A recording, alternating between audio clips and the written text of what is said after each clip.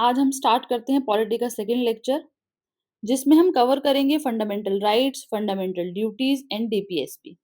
ज़्यादा टाइम नहीं वेस्ट करते हो, स्टार्ट करते हैं फंडामेंटल राइट्स से। फंडामेंटल राइट्स क्या हैं? हमारे कॉन्स्टिट्यूशन में हमें कुछ मौलिक अधिकार दिए गए हैं। मतलब जो भी लोग इंडिया में प्रेजेंट हैं, उनको कुछ अधिकार हैं, कुछ राइट्स हैं। उनमें से कुछ राइट्स सिर्फ सिटीजन्स के लिए हैं। आर्टिकल 15, 16, 19, 29 और 30। ये इक्वालिटी के राइट हैं, ये फ्रीडम का राइट है और ये माइनॉरिटीज के राइट हैं। अदर राइट्स जो हैं वो सारे जो भी लोग इंडिया में प्रेजेंट है, सिटीजन प्लस फॉरेनर्स, वो सबको अवेल कराए जाएंगे। ठीक है। ये आर्टिकल कॉन्स्टिट्यूशन के पार्ट थर्ड में मेंशन है, आर्टिकल नंबर 12 से 35 तक। हम वन बाय वन इनको पढ़ेंगे। टोटल हमारे 6 फंडामेंटल राइट्स हैं। Equality, freedom, right against exploitation, freedom of religion, मतलब हमें कौन सा रिलीजन फॉलो करना है, ये हमारा फ्रीडम है। Cultural and educational right, right to constitutional remedies, अगर हमारे फंडामेंटल राइट्स वायोलेट होते हैं तो हमें कहाँ जाना है। ठीक है। अब स्टार्ट करते हैं फर्स्ट आर्टिकल से, आर्टिकल 12। उससे पहले हम थोड़ा बेसिक पढ़ते हैं। बेसिक में क्या है कि जो फंडामेंटल राइट्स हैं वो जस्टिसेबल भी हैं और एनफोर्सेबल भी हैं। इसका मीनिंग मैंने आपको लास्ट लेक्चर में बताया था, बट मैं फिर से रिपीट कर देती हूँ कि अगर फंडामेंटल राइट्स वायलेट होते हैं तो हम कोर्ट जा सकते हैं। मतलब हम इसके लिए जस्टिस मांग सकते हैं। एनफोर्सेबल, हम गवर्नमेंट को बोल सकते हैं कि हमारे फंडामेंटल राइट्स के बेसिस पर लॉ बनाए। मतलब फंडामेंटल राइट्स के बेसिस पर लॉ बनाए जा सकते हैं। जैसे कि हमने बोला था कि प्रियम्बल के बेसिस पर, ओनली प्रियम्बल के बेसिस पर लॉ नहीं बना सकते। ठीक है। सेकंड थिंग क्या है कि फंडामेंटल राइट्स जो हैं वो अमेंड भी किए जा सकते हैं। ऐसा नहीं है कि फंडामेंटल राइट्स कॉन्स्टिट्यूशन में लिख दिए तो वो अमेंड नहीं हो सकते। उनको चेंज किया जा सकता है बाय स्पेशल मेजॉरिटी टू। ये मेजॉरिटी हम बाद में पढ़ेंगे। इसका मतलब ये है कि कितने एमपीज को वोट करना है उस अमेंडमेंट के लिए। फंडामेंटल राइट्स जो हैं वो हमारे स्टेट के अगेंस्ट एनफोर्सेबल है। मतलब स्टेट की रिस्पॉन्सिबिलिटी है कि हमारे फंडामेंटल राइट्स जो हैं वो वॉयलेट ना हो। ठीक है। अगर वो वॉयलेट होते हैं तो हम हाई कोर्ट और सुप्रीम कोर्ट डायरेक्टली जा सकते हैं। जैसे कि अगर कोई और प्रॉब्लम होती है तो हमें पहले अपने डिस्ट्रिक्ट कोर्ट जाना होता है। एक तरीका होता है कि अगर वहां पे रिजेक्ट होता है तो फिर हम हाई कोर्ट जाते हैं, फिर उसके बाद हम सुप्रीम कोर्ट जाते हैं। लेकिन इसमें हम हाई कोर्ट और सुप्रीम कोर्ट डायरेक्टली जा सकते हैं। और हमारे कुछ फंडामेंटल राइट्स को ड्यूरिंग इमरजेंसी सस्पेंड भी किया जा सकता है। ये भी हमारे कॉन्स्टिट्यूशन में मेंशन है। अब स्टार्ट करते हैं आर्टिकल नंबर 12 से।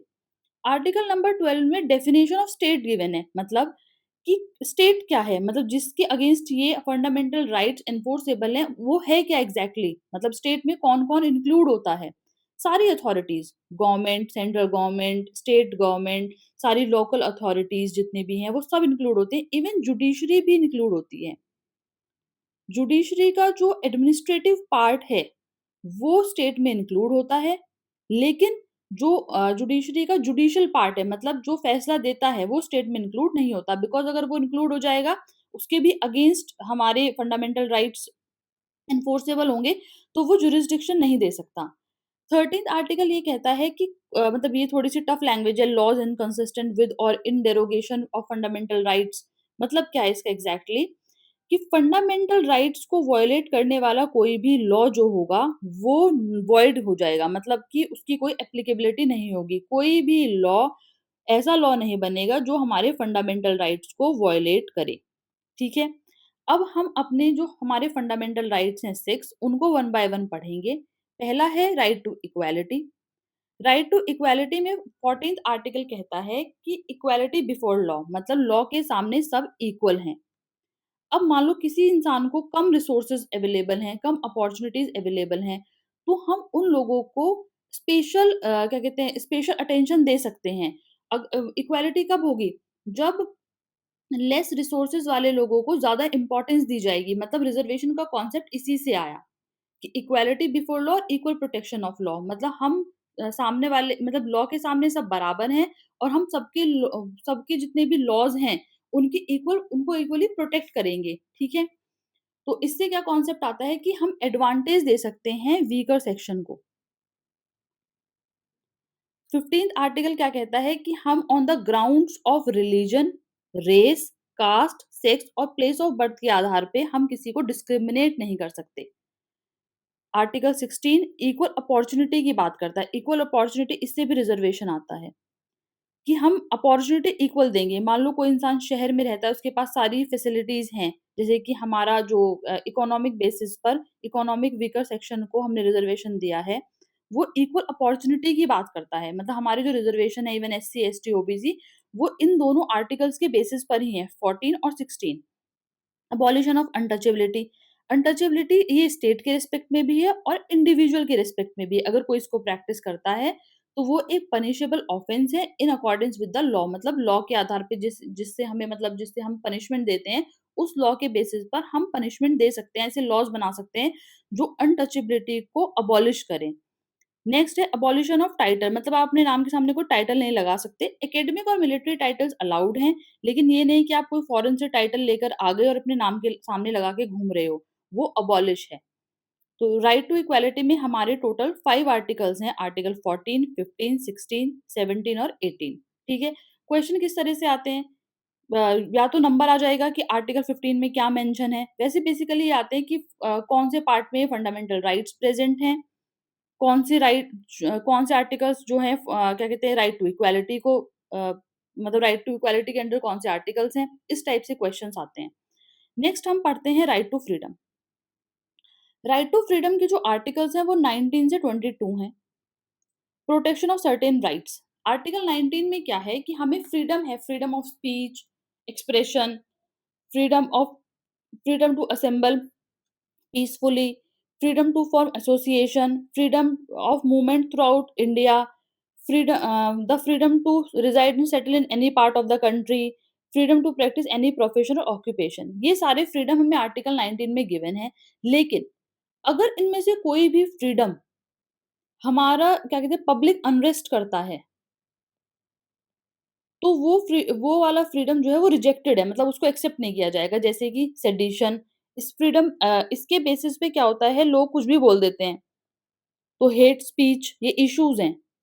सेडिशन, सेंसरशिप और मीडिया, जैसे कि सेंसरशिप में मतलब कुछ भी दिखा दिया अपने मूवीज़ में, तो बोलते हैं कि हमारा फ्रीडम ऑफ स्पीच और एक्सप्रेशन के बेसिस पर आप हमें ये कुछ भी दिखाने से मना नहीं कर सकते।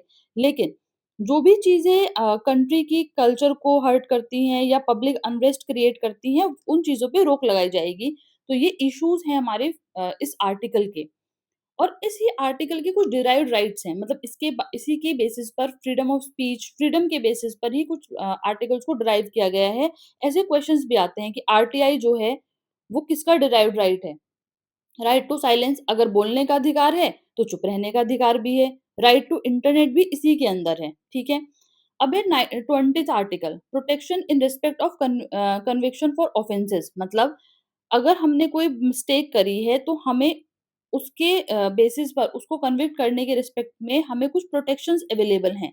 For example, no retrospective application of law. मतलब कोई भी जो क्रिमिनल ऑफेंस होता है ना, उसको हम रेट्रोस्पेक्टिव अप्लाई नहीं कर सकते। मतलब अगर आज कोई क्रिमिनल लॉ चेंज हुआ है और आपने कोई क्राइम पहले किया है, उसके मान लो उसमें 4 साल की 4 इयर्स की हमें पनिशमेंट मिलती है और अभी नया जो लॉ आया है उसमें मान लो 10 इयर्स की पनिशमेंट है। तो आपको पुराने किसी क्राइम के बेसिस में क्राइम में वो उठा के 10 6 और साल के लिए अंदर नहीं डाल सकते। रेट्रोस्पेक्शन नहीं होता क्रिमिनल लॉ में, सिविल लॉज़ में होता है। जैसे कि पुराने बिल्स वगैरह के जो लॉ चेंज हो जाते हैं तो कंपनीज़ पे रेट्रोस्पेक्टिवली वो लॉज़ लगा दिए जाते हैं। नो डबल जेपरडी, मतलब एक मिस्टेक के लिए या एक क्राइम के लिए हमें 2 बार सज़ा नहीं मिल सकती। No person compelled to be witness against himself और हरसेल्फ। मतलब ये तो आपको पता ही होगा कि किसी को भी अपने खिलाफ गवाही देने के लिए कंपेल नहीं किया जा सकता। ये हमारे कन्विक्शन ऑफ फॉर ऑफेंसेस के प्रोटेक्शंस हैं। आर्टिकल 21 क्या है? Protection of life and liberty. कई बार क्वेश्चन क्या आता है और हम इसमें कंफ्यूज हो जाते हैं कि कौन सा राइट, मतलब कि कौन सी चीज किस राइट के अंडर हमें मिली है, कौन से फ्रीडम के अंडर हमें मिली है। आर्टिकल 19 में और 21 में हम कंफ्यूज होते हैं। For example, right to privacy हम बोले और राइट टू प्राइवेसी बोले कि राइट टू प्राइवेसी आर्टिकल 19 का ड्राइव्ड राइट है या फिर 21 का है। तो वो हमें याद करना होता है कि protection of life and liberty मतलब हमें जीने का अधिकार है। No person deprived of his life and liberty except according to the process established by law, मतलब ये चीज़ में मेंशन है कि जो भी हमें लाइफ और लिबर्टी के पर्सनल लाइफ और लिबर्टी के प्रोटेक्शंस चाहिए, वो हमारे लॉ के तहत प्रॉपर एस्टेब्लिश होने चाहिए। ये नहीं कि हम कुछ भी कर दें, हम किसी का मर्डर कर दें कि हमारी लाइफ, हमारी लिबर्टी, हम कुछ भी कर सकते हैं, ऐसा नहीं होता है। इसी के अंडर डिराइव्ड राइट्स हैं यूथेनेशिया, मतलब हम अपनी स्वेच्छा से मृत्यु लें। एलजीबीटीक्यू कि उनका मतलब कि कुछ लोगों का अधिकार है कि वो अपना जो सेक्सुअल इंक्लिनेशन है वो किस तरफ रखना चाहें। राइट टू प्राइवेसी और right to education. Right to education क्या है? ये अमेंडमेंट से आया है, 86th कॉन्स्टिट्यूशन अमेंडमेंट से आर्टिकल 21 ए ऐड किया गया है कि जैसे लाइफ और लिबर्टी का अधिकार है, ऐसे ही सबको 6 टू 14 इयर्स के जो बच्चे हैं, उनको फ्री और कंपल्सरी एजुकेशन मिलनी चाहिए। ये मतलब राइट टू एजुकेशन मतलब साक्षरता हमारा एक अधिकार, एक मौलिक अधिकार है। ये आर्टिकल 21 ए में मतलब 21 ए ऐड किया गया है कॉन्स्टिट्यूशनल अमेंडमेंट से, 86th कॉन्स्टिट्यूशनल अमेंडमेंट से। इस आर्टिकल के तहत जो है वो लॉ बनाया गया है, क्योंकि आर्टिकल लिख दिया उससे कुछ नहीं होता अगर उसके अंडर कोई लॉ नहीं बनाया जाता।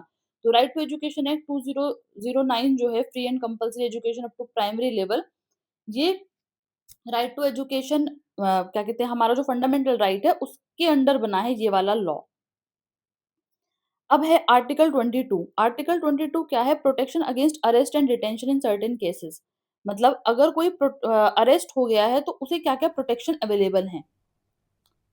No person detained without informing grounds, मतलब कि किसी को भी अरेस्ट नहीं किया जा सकता जब तक उसको उसका कि किस बेसिस पे अरेस्ट किया है, उसकी गलती क्या है वो नहीं बताई जाएगी। ठीक है?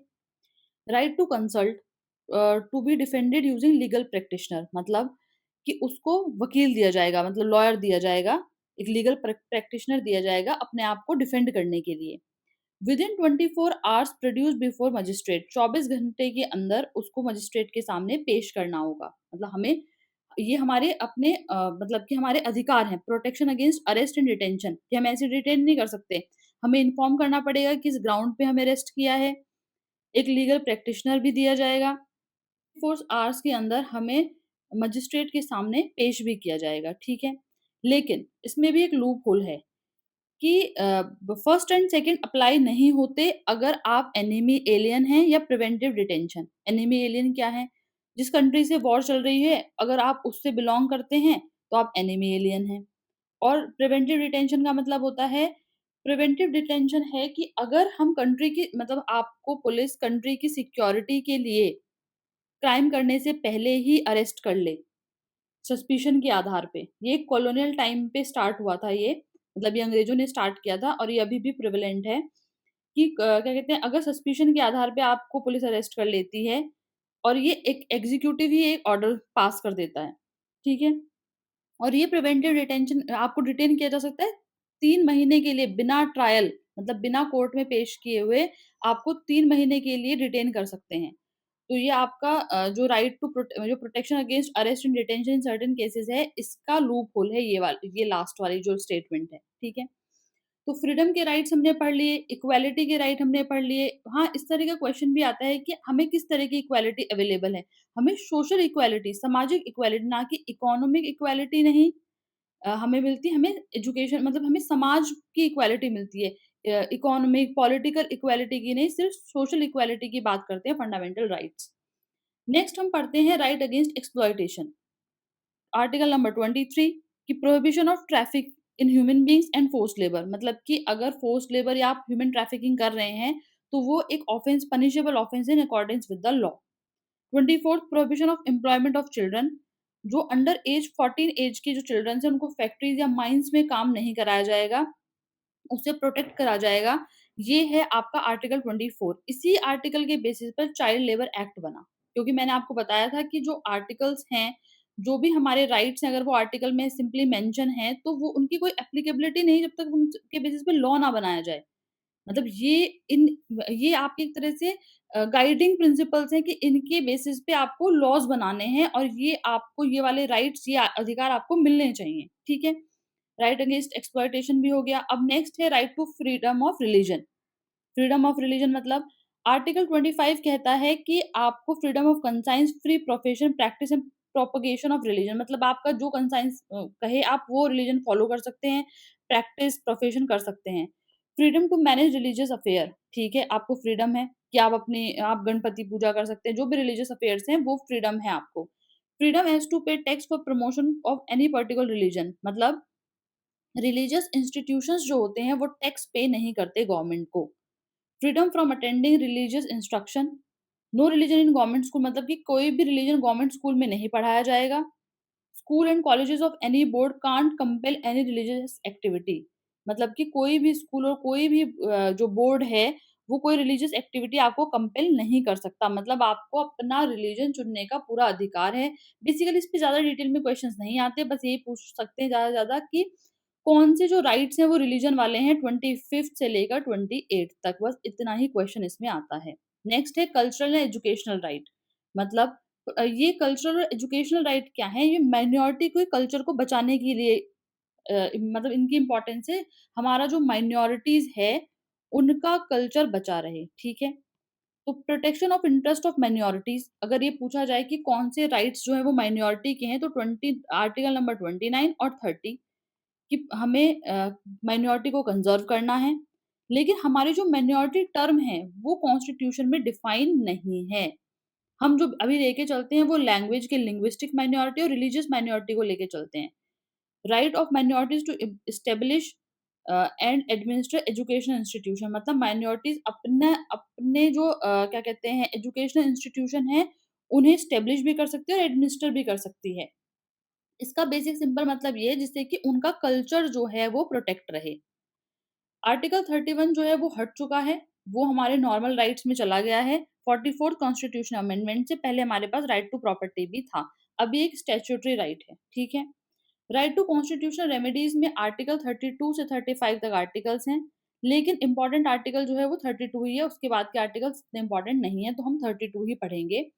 इसमें क्या है कि हम सुप्रीम कोर्ट जा सकते हैं, remedies for the enforcement of fundamental right, अगर फंडामेंटल राइट्स वायलेट होते हैं, to move directly to supreme court for enforcement of fundamental right. और सुप्रीम कोर्ट ये क्या कहते हैं 5 तरह की रिट्स इश्यू कर सकती है। रिट्स क्या है? डायरेक्शन, रिट्स का मतलब क्या होता है? डायरेक्शन इश्यू कर सकती हैं। आर्टिकल 32 में तो हमारी सुप्रीम कोर्ट इश्यू कर सकती है और 2 टू 6 के अंडर हाई कोर्ट भी इश्यू कर सकती है। तो क्या-क्या रिट्स हैं? Habeas corpus, certiorari, prohibition, mandamus, quo warranto. By one हम इनके मतलब देखेंगे। Habeas corpus, certiorari, prohibition, mandamus, quo warranto. Habeas corpus का मतलब ये है कि अगर किसी ने किसी को डिटेन कर लिया है, मतलब बंधक बना लिया है, तो कोर्ट उसको हेबियस कॉर्पस नाम की रिट इश्यू करेगी कि उस आदमी को कोर्ट के सामने प्रेजेंट किया जाए, ठीक है? ये किसी इंडिविजुअल के लिए भी हो सकती है और ये किसी क्या कहते हैं किसी अथॉरिटी के प्रति भी हो सकती है। वैसे तो अथॉरिटी नहीं, इंडिविजुअल के ही लेवल पे होती है। दूसरी है सर्सरारी और प्रोहिबिशन। ये दोनों जो रिट्स हैं, ये इश्यू होती हैं कोर्ट के लिए, मतलब सुप्रीम कोर्ट किसी कोर्ट को इश्यू करती है।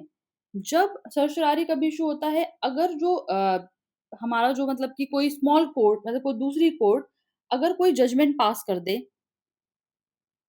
और वो कोर्ट जो है उस लॉ के लिए सही नहीं है, मतलब कि वो कोर्ट कोर्ट जो है वो उस लॉ के लिए मतलब कि उस पर्टिकुलर क्राइम के लिए थी ही नहीं, कि अगर गलत कोर्ट में कोई केस चल रहा है और उसका जजमेंट आ गया है, तो सुप्रीम कोर्ट उसको सर्सरारी नाम की रिट इश्यू करेगी। और अगर अगर जजमेंट नहीं आया है, स्टिल पेंडिंग है और वो गलत कोर्ट में केस चल रहा है, तो उसको प्रोहिबिशन इश्यू करेगी। मेंडेमस और क्यू वारंटो जो होती है वो एग्जीक्यूटिव्स को इश्यू करी जाती है या किसी कंपनी को इश्यू करी जाती है कि टू डू और नॉट टू डू समथिंग के लिए मेंडेमस, कि क्या आप कर सकते हैं, आपको क्या करने का अधिकार है और क्या नहीं करने का अधिकार है। और क्यू वारंटो ये क्वेश्चन पूछने के लिए कि आपने किस अथॉरिटी के अंडर ये चीज इशू करी है, मतलब कि क्वेश्चन करती है हमारी जो डायरेक्शंस देती है सुप्रीम कोर्ट, जो हमारे किसी फंडामेंटल राइट का वायलेशन होता है। तो इसीलिए सुप्रीम कोर्ट को कस्टोडियन ऑफ फंडामेंटल राइट भी कहा जाता है। Power conferred to supreme court clause 1 और 2 में parliament by law empower any other court to exercise within the local limit, मतलब पार्लियामेंट क्या है, ये वाले जो दोनों के दोनों फर्स्ट और सेकंड जो राइट्स जो जो फर्स्ट और सेकंड जो पावर है, वो पावर लोकल लेवल पे भी किसी कोर्ट को दे सकती है सर्टेन लिमिट्स के अंडर लॉ बनाकर, ठीक है? तो हमारे फंडामेंटल राइट्स खत्म हुए। फंडामेंटल राइट्स जो हैं वो 12 से लेकर 12 और 13 तो डेफिनेशन और उनको वॉयलेट नहीं कर सकते इसके बारे में है, लेकिन आएँगे पार्ट 3 में ही। उसके अलावा 12 से लेके 35 तक हमारे टोटल फंडामेंटल राइट्स हैं। 6 फंडामेंटल राइट्स हैं, उनके अंडर कुछ-कुछ आर्टिकल्स प्रेज़ेंट हैं, ये अभी हमारे खत्म होते हैं। अब हम स्टार्ट करते हैं डीपीएसपी। डीपीएसपी क्या है? आर्टिकल 36 से लेकर 51 तक। ये डीपीएसपी जो है वो डायरेक्शन है, जो गवर्नमेंट को दी जाती है कि आपको किन के बेसिस पे लॉ बनाने हैं, मतलब कि आपकी जो सरकार है उसे क्या-क्या ध्यान रखना है लॉ बनाते हुए। आर्टिकल 36 जो है वो डेफिनेशन ऑफ स्टेट, इसमें सिंपल यही मेंशन है कि जो डेफिनेशन पार्ट 3 में गिवन है वही डेफिनेशन है स्टेट की। मतलब आर्टिकल 12 का ही ये मतलब हवाला दे देता है कि आर्टिकल 12 के अकॉर्डिंग जो भी डेफिनेशन है वही डेफिनेशन है स्टेट की। आर्टिकल 37 एप्लीकेशन ऑफ डीपीएसपी कि डीपीएसपी जो हैं वो उनकी एप्लीकेशन क्या है? These principles are not enforceable by any court but are the fundamental to the governance of the country. मतलब ये एन्फोर्सेबल नहीं है। इनके बेसिस पर आप मतलब कि ज़बरदस्ती नहीं कर सकते। फंडामेंटल राइट के बेसिस पे बोल सकते हैं कि लॉ बनाइए। ये तो स्टेट चाहे तो इसके बेसिस पे लॉ बना सकता है। ये मतलब एक तरह से दीज़ फंडामेंटल जो डीपीएसपी हैं, directive principle of state policy हैं, ये आधार हैं to the governance of the country. मतलब कंट्री की जो गवर्नेंस है, उसके लिए एक आधार हैं। And it shall be the duty of the state, ये ड्यूटी है स्टेट की to apply these principles in making law. इनकी इतनी इम्पोर्टेंस है जैसे कि फंडामेंटल जो ड्यूटीज़ हैं, वो उनके बेसिस पर एक इंसान को काम करना चाहिए, बट वो नहीं करता। ऐसे ही इनके बेसिस पर गवर्नमेंट को काम करना चाहिए। अब आर्टिकल 39 क्या कहता है?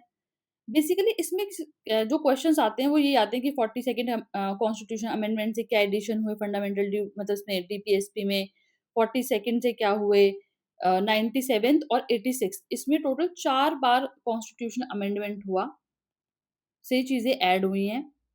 और आपके क्या कहते हैं 42nd से अपने आप में ही 4 चीज़ें ऐड करी गई हैं। ये 42nd से अभी मैं आपको डिस्कस करूँगी इस चीज़ को कि 42nd से हमने क्या-क्या एडिशंस करे हैं, ठीक है? स्टार्ट करते हैं आर्टिकल 38। आर्टिकल 38 क्या है? Promotion of welfare state. Welfare state कैसे बनेगा? जब हम इनइक्वालिटीज़ को मिनिमाइज़ करेंगे और क्या कहते हैं जस्टिस मिलेगा, मतलब सबको जस्टिस मिलेगा और इनइक्वालिटी कम होगी, तो हमारी वेलफेयर स्टेट का जो कॉन्सेप्ट है, क्वेश्चन ऐसे आता है वेलफेयर स्टेट का कॉन्सेप्ट कहाँ मेंशन है? तो डीपीएसपी में मेंशन है। कौन सी डीपीएसपी में मेंशन है? आर्टिकल 38 में मेंशन है।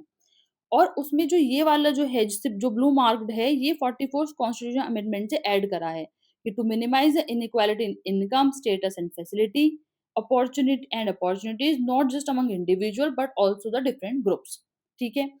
आर्टिकल 39 बात करता है कि कुछ प्रिंसिपल जो हैं वो स्टेट फॉलो करेगी। मतलब पहला आर्टिकल है कि वेलफेयर ऑफ पीपल के लिए काम करेगी। दूसरा है कि कुछ प्रिंसिपल फॉलो करेगी। क्या principle? Adequate means of livelihood, distribution of resources मतलब रिसोर्सेज डिस्ट्रीब्यूट हों, अगर डिस्ट्रीब्यूट होंगे तो कंसंट्रेट नहीं होंगे, equal pay for equal work मतलब सबको बराबर पे मिले सेम काम के लिए, हेल्थ ऑफ वर्कर्स का ध्यान रखा जाए और चिल्ड्रंस के डेवलपमेंट और प्रोटेक्शन के लिए काम किया जाए, जो एक्सप्लॉइट ना हो। तो इसको लर्न करने के लिए हम एलडीसी पीएचसी मतलब livelihood, distribution, concentration, equal pay, health और चिल्ड्रन, ठीक है? आप ये डीपीएसपी के अदर आर्टिकल्स को लर्न करने के लिए भी निमोनिक्स बना सकते हैं। नेट पे काफ़ी सारे अवेलेबल हैं, वो देख लीजिएगा, ठीक है?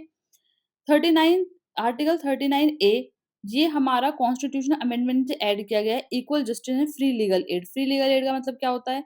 कि वही कि जब आप अपने लिए क्या कहते हैं लॉ मतलब पनिशमेंट के बाद जब कोर्ट में लड़ते हैं केस, तो वहाँ पे आपको फ्री लीगल एड मतलब फ्री वकील दिया जाएगा। कि सबको अपने आप को डिफेंड करने के लिए उसके पास पैसे हों, ना हों, सबको अपने आप को डिफेंड करने का अधिकार है, ठीक है? ऑर्गनाइजेशन ऑफ विजिलेंस पंचायत हर विलेज में पंचायत होगी। Right to work, to education and to public assistance in certain cases मतलब राइट टू वर्क इस इन चीज़ों को कंसीडर करके लॉज़ बनाए जाएँगे कि सबको काम करने का अधिकार है, पढ़ने का अधिकार है। Provision for just humane conditions मतलब कि सही कंडीशन हो जब काम करें और मैटरनिटी रिलीफ मिले। लिविंग वेजेस कॉटेज इंडस्ट्रीज हो वर्कर्स के लिए, पार्टिसिपेशन ऑफ वर्कर का भी मैनेजमेंट में पार्टिसिपेशन हो, ये भी 42nd कॉन्स्टिट्यूशनल अमेंडमेंट से ऐड करा गया है। प्रमोशन ऑफ कोऑपरेटिव सोसाइटीज़ को हमें प्रमोट करना है एज़ अ गवर्नमेंट। तो 40 सेकंड से हमने क्या-क्या ऐड किया? अभी हम वो चीज़ देखते हैं, 40 सेकंड से क्या-क्या ऐड किया? 40 सेकंड से ऐड किया सबसे पहले तो ये आर्टिकल में ये चीज़ें क्या बोलते हैं, children development and protection against exploitation. एक तो ये जो ब्लू से मार्क है ये ऐड किया। दूसरा 40 सेकंड से करा article 39 A equal justice and free legal aid. Third हमने करा 43 ए मतलब ए इसलिए मेंशन है अमेंडमेंट से ऐड हुआ है। Participation of worker in the management मतलब कि हमें सबसे पहले क्या करना है चिल्ड्रंस को प्रोटेक्ट करना है। दूसरी चीज़ क्या करनी है, फ्री लीगल एड की बात करी गई है 42nd कॉन्स्टिट्यूशन अमेंडमेंट में। थर्ड बात करी गई है कि हमारे जो वर्कर्स हैं वो मैनेजमेंट में पार्टिसिपेट करें। एक और 42nd कॉन्स्टिट्यूशन अमेंडमेंट से ऐड हुआ है protection of environment and safeguard of the forest and wild life. तो ये 4 चीज़ें हुई हैं। ये क्वेश्चन आता है क्या-क्या हुए हैं 4 चीज़ें? एक तो चिल्ड्रन के लिए, एक फ्री लीगल एड वाली चीज़ें, एक मैनेजमेंट में पार्टिसिपेशन और एक फॉरेस्ट। इनको भी आप किसी निमोनिक से याद कर लेना, ठीक है?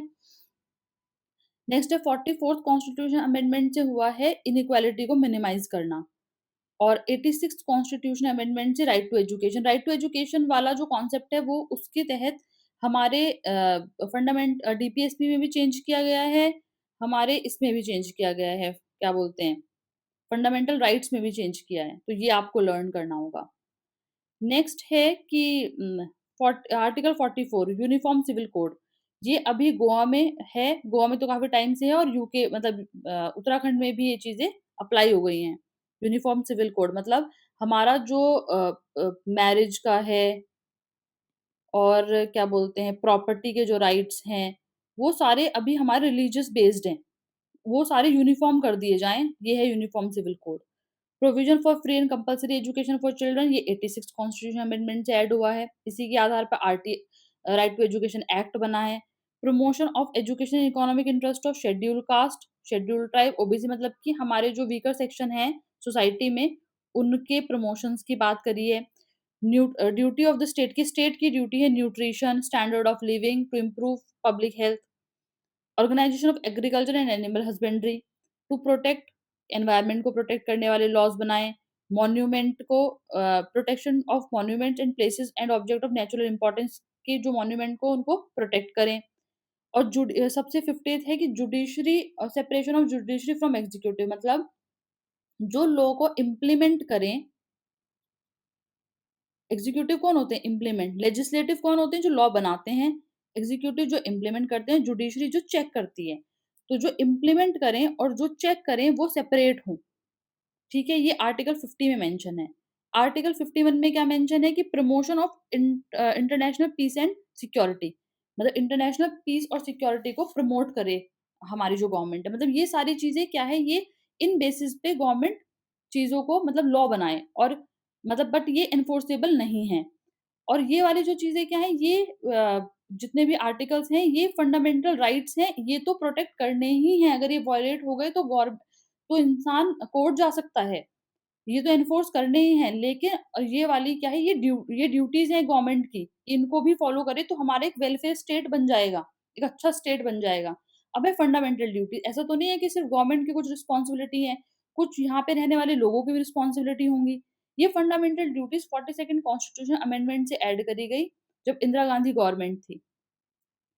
It shall be the duty of every citizen of India ये सारी ड्यूटीज़ हैं सारे सिटीजन्स ऑफ इंडिया की। इनिशियली ये 10 थी लेकिन 86 कॉन्स्टिट्यूशन अमेंडमेंट से एक और ड्यूटी को ऐड किया गया, ठीक है?